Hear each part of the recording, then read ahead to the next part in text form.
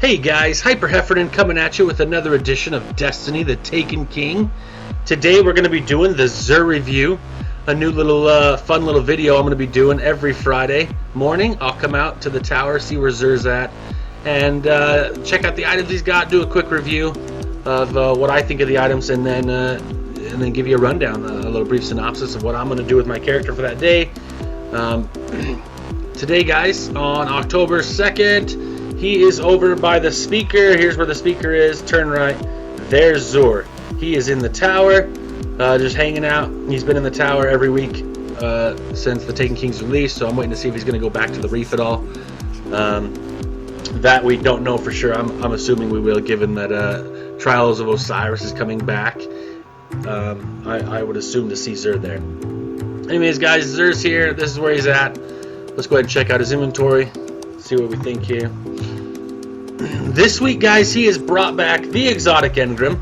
Didn't have it last week. Very disappointing for me. I was looking forward to picking one up and utilizing it as a 310, but he didn't have one last week. But he's got one this week. So let's go ahead and check out the items. He's got all his other normal stuff. We got the Legacy exotic engram here. It's for a year 1 exotic weapon. I already have all the year 1 exotic weapons, luckily, so I don't have to pick any of these up to try to get any of the old stuff. So I'm good to go there. So what we got here for our Titan is the Immolation Fist, an awesome piece of gear for the Titan. If you use the Hammer of Soul subclass, it is a pretty awesome gauntlet. What it does is it grants the explosive pyre. Now what that does is when you kill enemies with your hammers, they will explode and cause damage to nearby enemies. Now that grants it to you for free. Don't have to equip it. You can equip something else that you also like. So it just gives you a bonus perk when you use the hammers. It also gives you increased melee attack speed and increased reload speed with hand cannons. I'll be picking this item up for my Titan, just so I have the explosive pyre. But I don't care much for the increased reload speed for hand cannons because I'm a scout rifle, pulse rifle guy right now. And so that perk doesn't benefit me. But the melee attack speed would be nice to have also.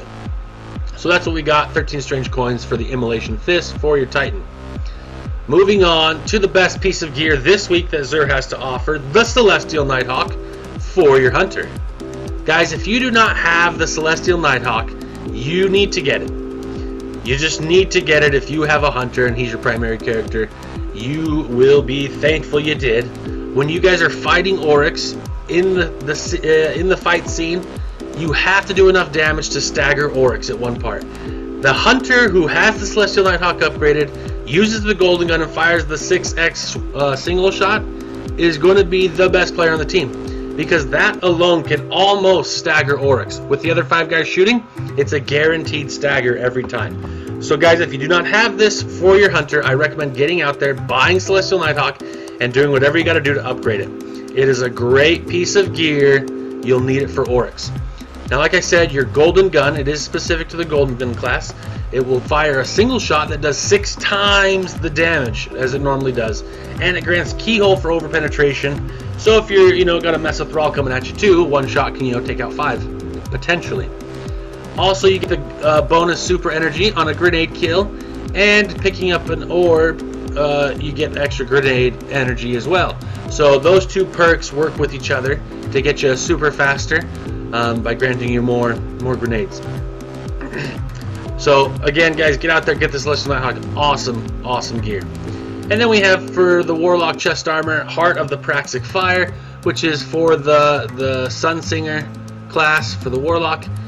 When Radiance is active, it increases your agility, decreases your ability cooldowns, which Radiance already does normally, so it must just increase it on a higher level. I'm not really into that. I don't use Radiance that often unless I'm trying to do self-res, and all that other stuff doesn't really matter.